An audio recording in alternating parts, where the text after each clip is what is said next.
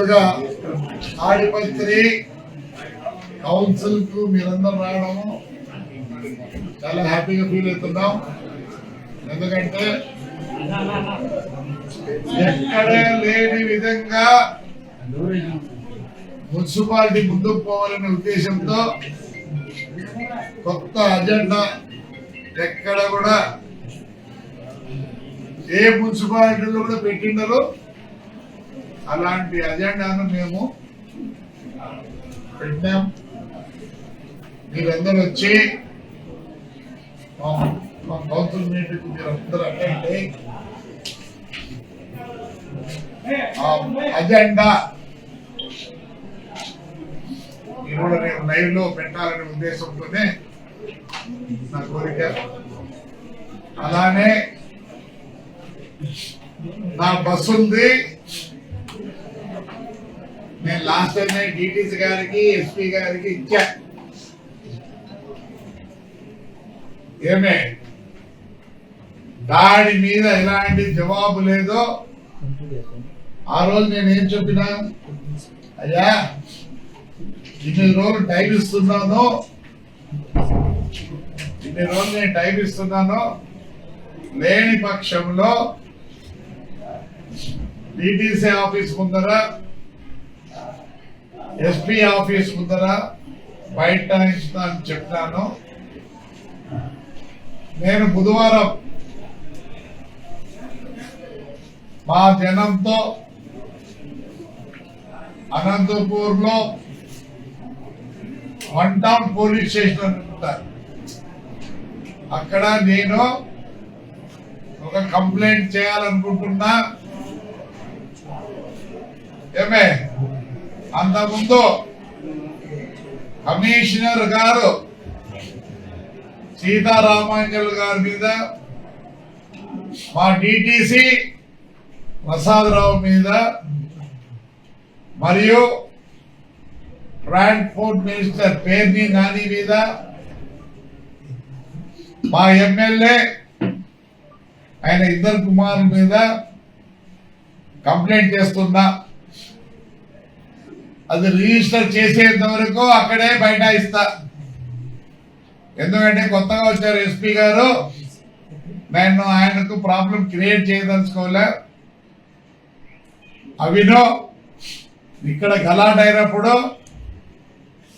మేము 3 కేసులు రిజిస్టర్ చేసేవని చెప్పితే దానికి ఇంతవరకు మాకు ఎలాంటి కేసు రిజిస్టర్ చేయలేదు. కాబట్టి ఆ 3 కేసులు ఇది రిజిస్టర్ చేయాల్సిందే.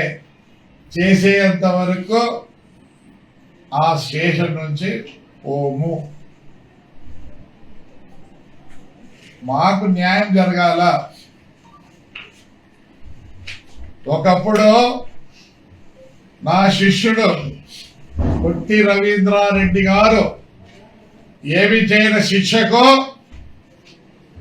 5 ఏళ్ళు బహిష్కరించినారు. తాడిపత్రి చుట్టుపక్కల ఎలనూరు, తిమ్మంపల్లి స్టేట్లేగా రాకూడదని బహిష్కరించినారు. ఇప్పుడు కూడా అదే విధంగా ఎస్పీ గారిని కోరడం ఒకటే జరుగుతుంది.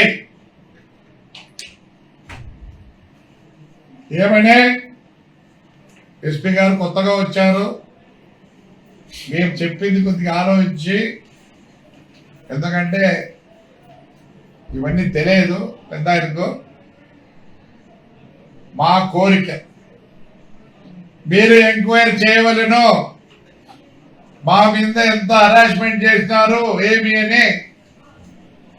ఆ రోజు పొట్టి రవిని నిన్నటి వరకు ఊర్లోకి రానిలేదు. ఆయన మా ఎమ్మెల్యే గారు, ఎక్స్ఎమ్మెల్యే గారు ఏం చెప్తారు, ఏ పార్టీ వచ్చినా ఏమొచ్చినా నేను ఫ్రాక్షన్ చేస్తా అంటాను. మేము ఇది నేను మాట్లాడిన మాటలు కాదు.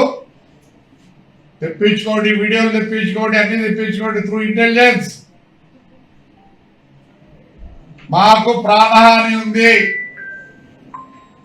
నాకు ఒకరిగా కాదు, అందరికీ తాడిపత్రిలో ఫ్రాక్షన్ చేస్తాడు. ఫ్రాక్షన్ నేను నా మాటలు కాదు, ఇవి ఆయన సొంత మాటలే.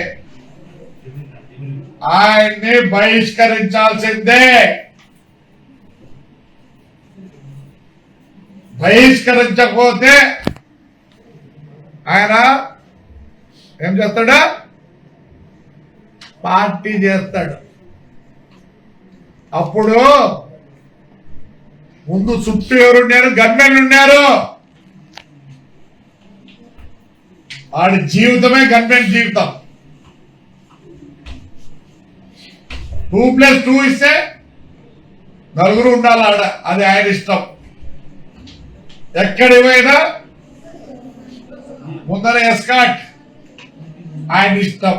మేము వద్దట్లే, ఆయనకు అది మా ఇష్టం కాదు, ఆయన ఇష్టం. మన ఎలక్షన్ తర్వాత మరుసటి రోజు ఆయన ఇంటి నుంచి 15 కిలోమీటర్లు ఉండే సూర్యుని ఇంటికి అందరూ పనుకునే టైంలో మధ్యాహ్నం మధ్యాహ్నం ఆయన ముందర ఎస్కాట్ గన్మెన్లు పోయి వాడు ఇంట్లో పనుకుంటే వాడిని సాగు కొట్టి వస్తారు. ఏ పార్టీ వచ్చినా కూడా నేను మొదలు పెడతా. ఇప్పుడు కూడా చెప్తాను, ఇది మెన్షన్ చేసుకోండి. తెలుగుదేశం కాదు, వైఎస్ఆర్ కాదు, జనసేన కాదు, ఏ పార్టీ వచ్చినా ఎలక్షన్ అయిపోయినాక 2-3 నెలల్లో నేను వేట మొదలు పెడతా.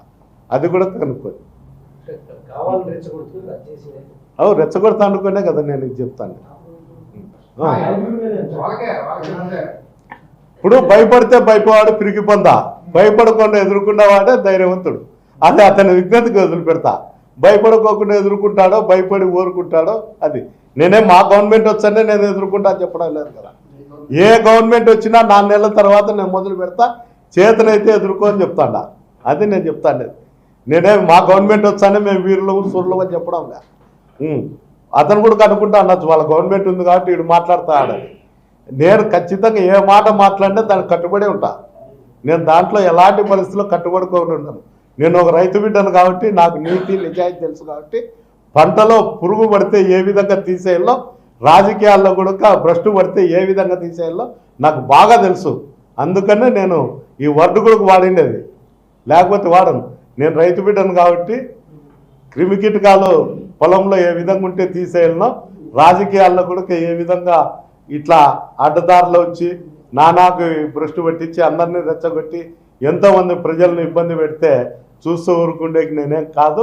దాగుంటి పోయే అంతల్లో నేను తన్నలు తినేకి, దాగుంట్లో పోయే అంతల్లో మాటలు పడేకి నేను చీవునేతలు లేను అని మటుకు కాదు.